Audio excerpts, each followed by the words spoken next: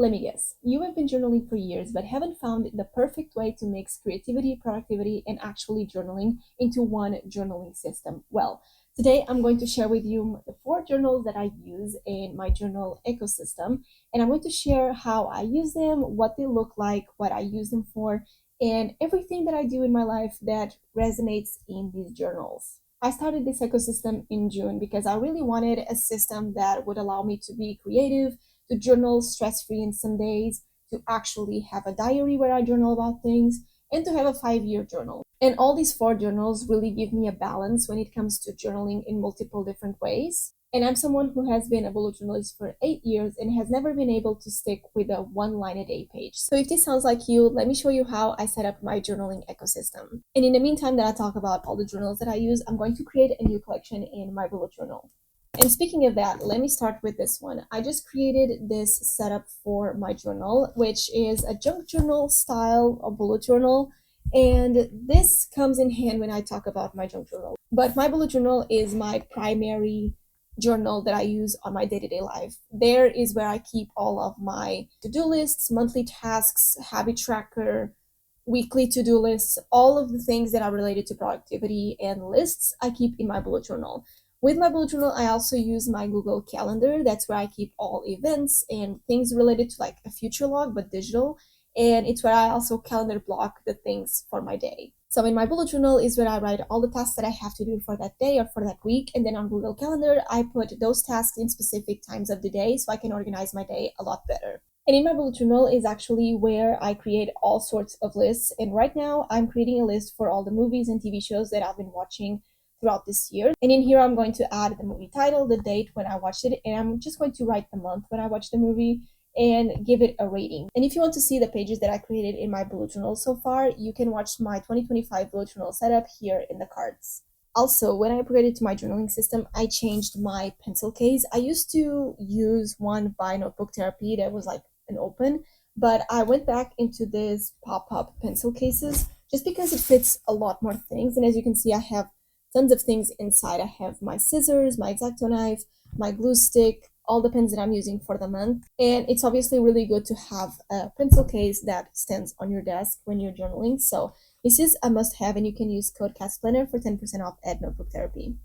And the reason why I chose to have a bullet journal in my ecosystem is because I was doing lots of to-do lists like digitally, and I wanted a place to have my calendar and to-do lists and weekly to-do lists and monthly to-do lists and my habit tracker into one notebook. And so I've been doing it since 2017, and it's a must-have in my day-to-day life. I have multiple videos on my channel about how to start one and different page ideas and theme ideas. So if you would like that, just explore my channel, I guess.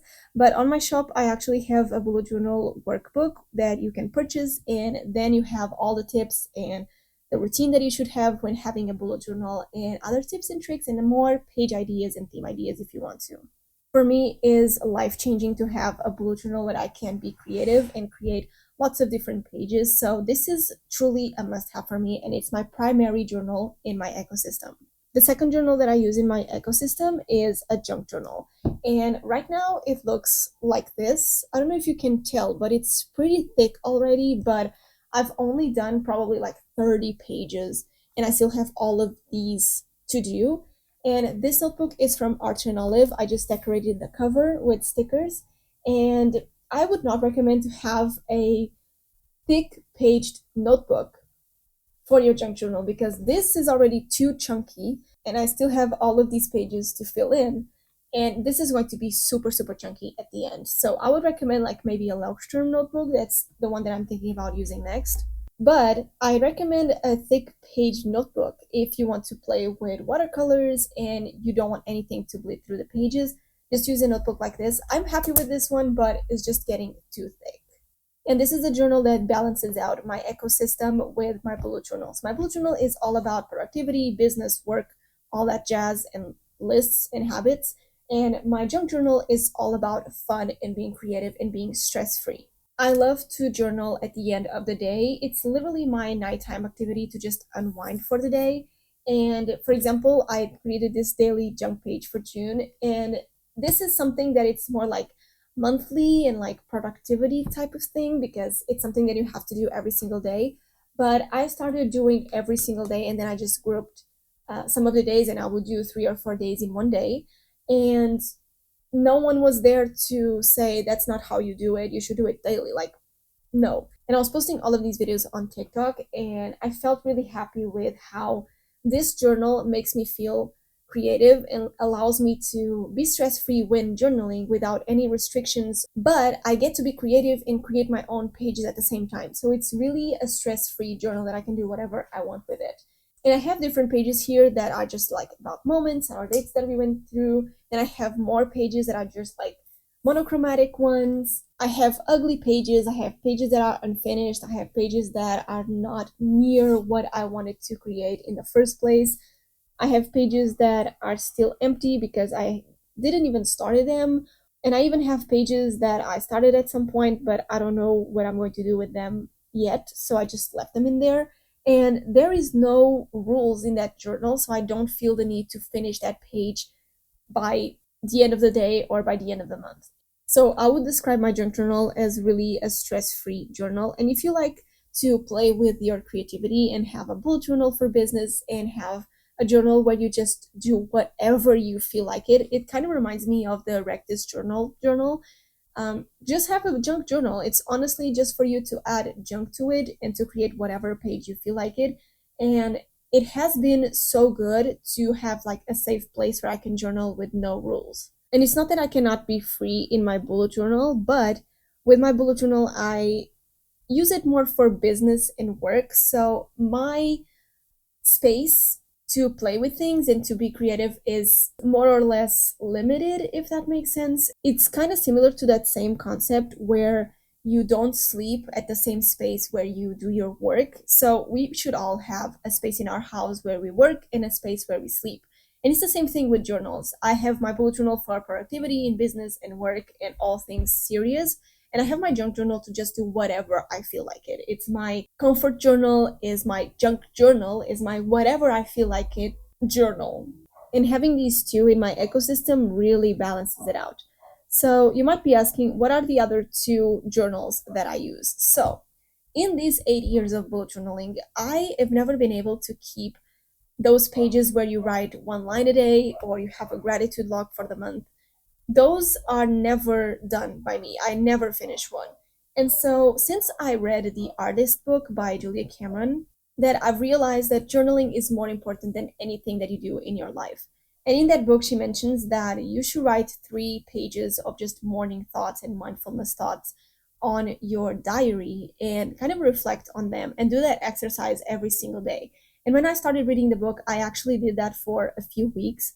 But for me, it was really hard to have things to journal about because I was already kind of doing that, just not in the morning in 3 straight pages. I would do one page, I'll do one paragraph, but I was journaling pretty much every single day. And so for me, doing 3 pages in the morning was too much.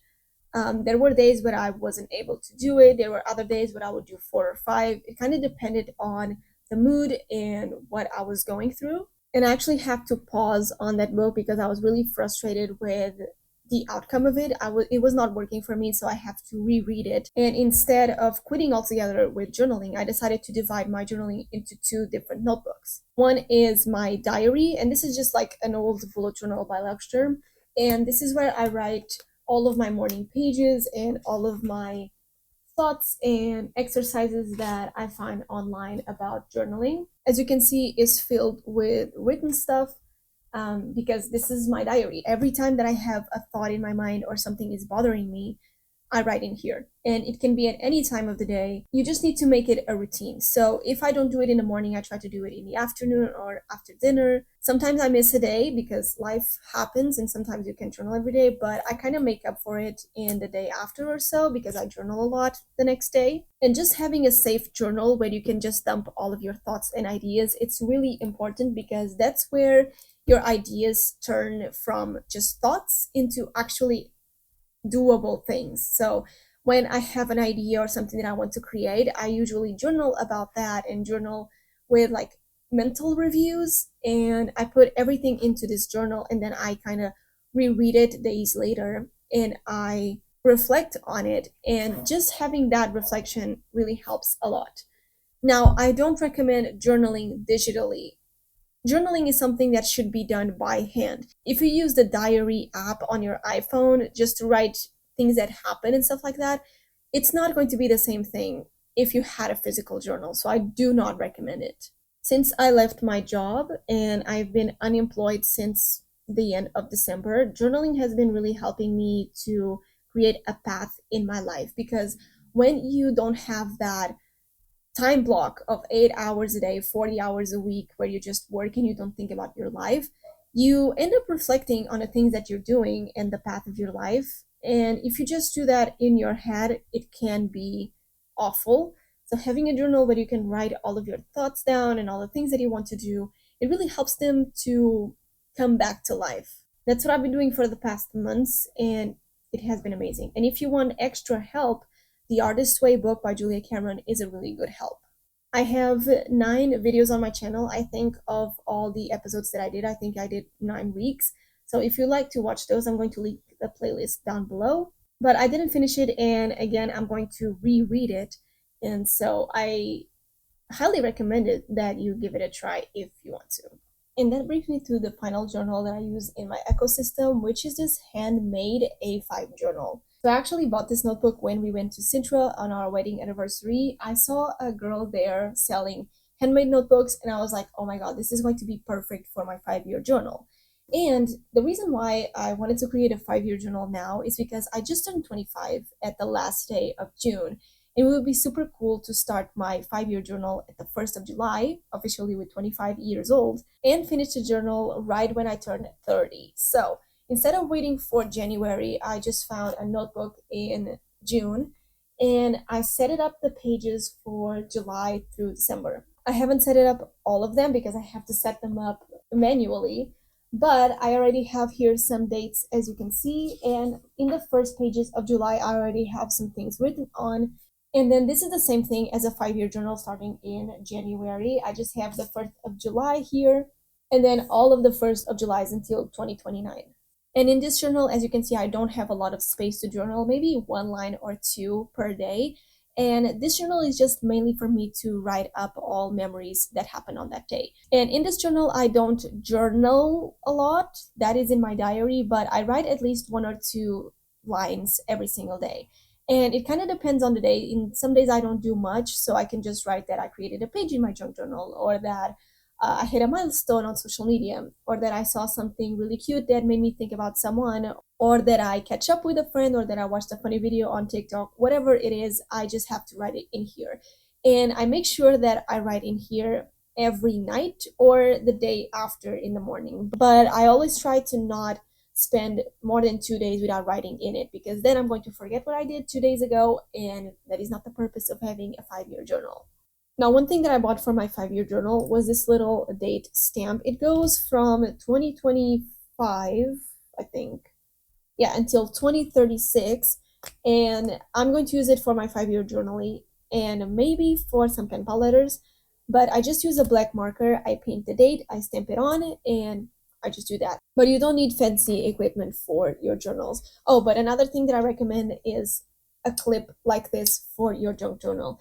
Your junk journal can become super, super thick like mine. So having a clip like this that can really grip into your junk journal is a lifesaver. This is from Bongu, I think that's how you call it. Bongu. They host the Stationery Awards, and my husband got this for me for my birthday, and it's super, super handy. And those are all the journals that I have in my journaling ecosystem. They have been really working for me so far, and I highly recommend you to try all these types of journals. If you have any questions or just need some advice, let me know in the comments below that I'll be happy to answer. But I post a lot of content related to these journals on my Instagram and TikTok, so make sure that you follow me there. And this is the page that I just finished in my bullet journal, my entertainment page. I cannot wait to fill this in with shows and movies that you recommended on my 2025 bullet journal setup, actually. So thank you so much for watching, and I hope you enjoyed this video, and I'll see you in my next one. Bye, guys!